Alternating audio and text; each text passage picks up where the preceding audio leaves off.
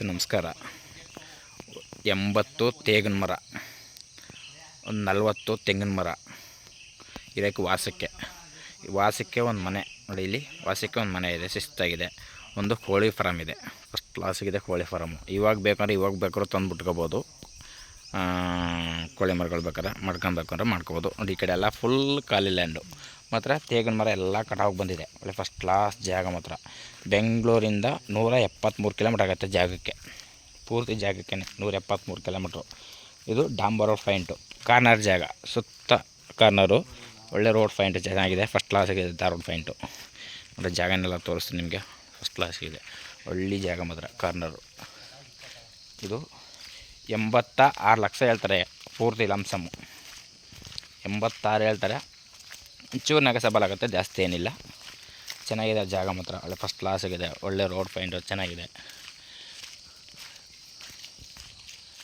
Road ತೋರಿಸ್ಕೊಡ್ತೀನಿ ಈಗ.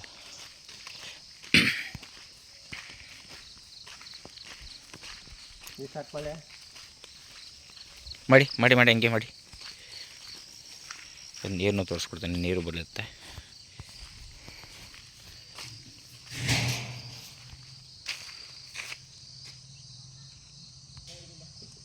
ಬಿಡಿ ಕರೆಂಟ್ ಇಲ್ದಾರ ಅದು ಮಾಡಿ.